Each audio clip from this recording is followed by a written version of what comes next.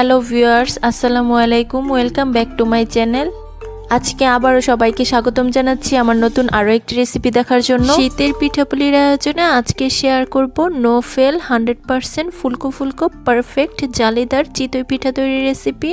কনকনে এই শীতে পিঠা খাবো না তা কি করে হয়? চিতই পিঠা আমরা সবাই কম বেশি বানাতে পারি, তবে কিভাবে পারফেক্ট একটা পিঠা তৈরি করা যায় সেই রেসিপিটাই শেয়ার করব।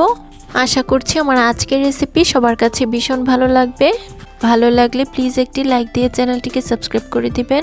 তাহলে চলুন দেখে নেওয়া যাক পারফেক্ট ফুলকো ফুলকো চিতই পিঠা কিভাবে তৈরি করতে হয়। ফার্স্টে এখানে দেখুন আমি একটা মিক্সিং বোলের মধ্যে নিয়ে নিয়েছি 3 কাপ পরিমাণ শুকনো চালের গুঁড়া। তারপর এই চালের গুঁড়াগুলোর মধ্যে আমি স্বাদ অনুযায়ী লবণ অ্যাড করে দিচ্ছি। এখন একটা চামচের সাহায্যে চালের গুঁড়ার সাথে লবণটাকে খুব ভালোভাবে মিশিয়ে নিচ্ছি। আমি এখানে আতপ চালের গুঁড়াটা নিয়েছি, আপনারা চাইলে কিন্তু ভাতের চালের গুঁড়া দিয়েও একই প্রসেসে এই পিঠাগুলো বানিয়ে নিতে পারেন, তবে স্বাদের ক্ষেত্রে কিন্তু একটু পরিবর্তন আসতে পারে।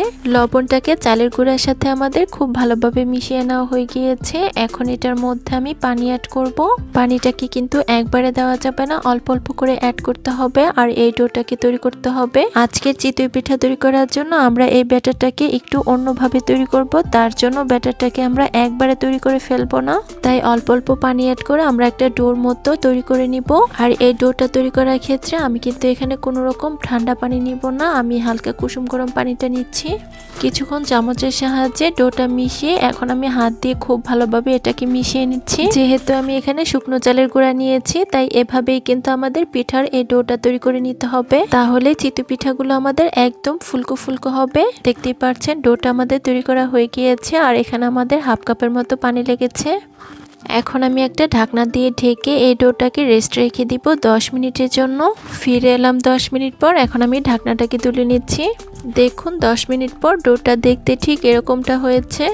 এখন এটার মধ্যে আমরা পানি অ্যাড করে মসৃণ একটা ব্যাটার তৈরি করে নিব। পিঠার জন্য ব্যাটারটা তৈরি করার ক্ষেত্রে আমাদের পানিটা কিন্তু একবারে দেওয়া যাবে না, প্রথমেই বেশি পরিমাণ পানি অ্যাড করে ফেললে ব্যাটারটা কিন্তু লুজ হয়ে যাওয়ার চান্স থাকবে, তাই অল্প অল্প করে পানি অ্যাড করতে হবে। আর এই ব্যাটারটাকে আমাদের তৈরি করে নিতে হবে। বন্ধুরা, যারা চিতই পিঠা একেবারেই তৈরি করতে পারেন না, তারা যদি আমার আজকের রেসিপিটা ফলো করেন তাহলে খুব সহজেই যে কেউ পারফেক্ট ফুলকো ফুলকো চিতই পিঠা তৈরি করতে পারবে। তাই ভিডিওটি একদমই স্কিপ না করে শেষ পর্যন্ত দেখতে থাকুন, স্কিপ করলে কিন্তু কিছুই বুঝতে পারবেন না। বন্ধুরা, যারা আমার এই ভিডিওটি দেখছেন প্লিজ একটি লাইক দিয়ে চ্যানেলটিকে সাবস্ক্রাইব করে দিবেন। আর যারা ফেসবুক পেজ থেকে দেখছেন প্লিজ একটি ফলো দিয়ে দিবেন। অনেকেই আছেন ভিডিও দেখেন কিন্তু লাইক দেন না, প্লিজ একটি লাইক দিয়ে দিবেন। বন্ধুরা, দেখতেই পাচ্ছেন আমি অল্প অল্প পানি অ্যাড করে পিঠার জন্য পারফেক্ট একটা ব্যাটার তৈরি করে নিয়েছি। এখন আমি ব্যাটারের ঘনত্বটা আপনাদেরকে একটু কাছ থেকে দেখিয়ে দিচ্ছি। চিতই পিঠার জন্য ঠিক এরকম ঘনত্বের একটা ব্যাটার আমাদের তৈরি করে নিতে হবে। এটা কিন্তু বলে বোঝানোর মতো কিছুই নেই, এটা আমাদের দেখেই বুঝে নিতে হবে। এখন আমি বলে দিচ্ছি এখানে আমার কতটুকু পানি লেগেছে। এই কাপে আমি চালের গুঁড়া নিয়েছি, আর এই একই কাপে আমি পানি নিয়েছি। প্রথমে আমি হাফ কাপ পরিমাণ পানি দিয়ে ডো তৈরি করেছি, তারপর এই ব্যাটারটা তৈরি করার ক্ষেত্রে আমার 1.5 কাপ পরিমাণ পানি লেগেছে। এখন আমরা পিঠাগুলো তৈরি করতে চলে যাব। তার জন্য এখানে দেখুন মাটির একটা চিতই পিঠার সাজ বসিয়ে দিয়েছি। এখন এটার মধ্যে অল্প পরিমাণ তেল দিয়ে একটা টিস্যু পেপারের সাহায্যে খুব ভালোভাবে মুছে নিচ্ছি। এতে করে প্রথম পিঠাটা মাটির সাঁচের মধ্যে লেগে যাবে না, খুব সুন্দর তুলে নেওয়া যাবে। দেখতেই পাচ্ছেন মুছে নেওয়া হয়ে গিয়েছে। এখন একটা কাপের সাহায্যে কিছুটা পরিমাণ চিতই পিঠার ব্যাটারটা অ্যাড করে নিচ্ছি। এখন একটা ঢাকনা দিয়ে ঢেকে দিব 1 মিনিটের জন্য। ঢেকে দেওয়ার পর সাইড দিয়ে অল্প পরিমাণ পানি ছিটিয়ে দিচ্ছি। এতে করে চিতই পিঠাটা একদম বলের মতো ফুলবে, আর পিঠাগুলোর ভিতরটাও একদম নরম তুলতুলে হবে। ফিরে এলাম 1 মিনিট পর। এখন আমি ঢাকনাটাকে তুলে নিচ্ছি। দেখতেই পাচ্ছেন পিঠাটা কত সুন্দর ফুলকো হয়েছে। এখন আমি একটা হাতার সাহায্যে পিঠাটাকে মাটির সাঁচ থেকে ছাড়িয়ে নিচ্ছি। দেখতেই পাচ্ছেন সাঁচের মধ্যে তেল লাগিয়ে নেওয়ার কারণে পিঠাটা কত সুন্দর ছাড়িয়ে নেওয়া যাচ্ছে। পিঠাটাকে আমাদের প্লেটের মধ্যে নিয়ে নেওয়া হয়ে গিয়েছে। প্রতিটা পিঠা দেওয়ার আগে আমাদের কিন্তু টিস্যু পেপারের সাহায্যে অবশ্যই সাঁচটাকে খুব ভালোভাবে মুছে নিতে হবে।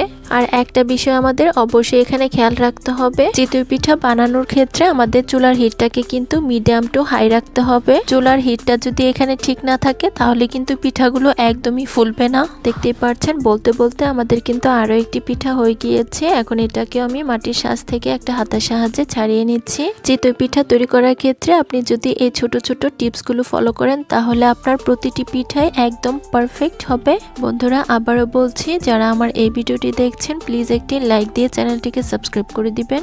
আর যারা ফেসবুক পেজ থেকে দেখছেন প্লিজ একটি ফলো দিয়ে দিবেন। অনেকে আছেন ভিডিও দেখেন কিন্তু লাইক দেন না, প্লিজ একটি লাইক দিয়ে দিবেন।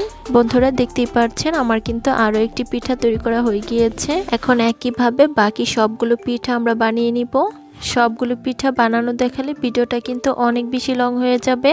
বন্ধুরা দেখতেই পাচ্ছেন সবগুলো পিঠা আমাদের বানানো হয়ে গিয়েছে।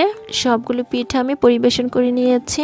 দেখতেই পাচ্ছেন প্রতিটি পিঠা কত সুন্দর ফুলকো ফুলকো হয়েছে, আর নিচের সাইডটাও কিন্তু একদমই পোড়া লেগে যায়নি। চিতই পিঠাগুলো যেমন ফুলকো ফুলকো হয়েছে তেমনি ভিতরটা হয়েছে অসংখ্য জালিযুক্ত। শীতের যত রকমের পিঠা রয়েছে তার মধ্যে এই চিতই পিঠা কিন্তু সবারই পছন্দ। আর এই চিতই পিঠা খায় না এমন মানুষ কিন্তু নেই বললেই চলে। নো ফেল 100% পারফেক্ট ফুলকো ফুলকো চিতই পিঠা তৈরি করতে চাইলে আমার আজকের রেসিপিটি ফলো করতে পারেন। শুটকি ভর্তা কিংবা হাঁসের মাংস যে কোনোটার সাথে এই পিঠাগুলো খেতে হয়েছিল দুর্দান্ত। আমি আজকে চিতই পিঠাগুলো হাঁসের মাংসের সাথে সার্ভ করেছি, খেতে হয়েছে অসম্ভব মজার। আশা করছি আমার আজকের রেসিপি সবার কাছে ভীষণ ভালো লেগেছে। রেসিপি ভালো লাগলে চ্যানেল সাবস্ক্রাইব করে সাথে থাকবেন। ধন্যবাদ সবাইকে, আল্লাহ হাফিজ।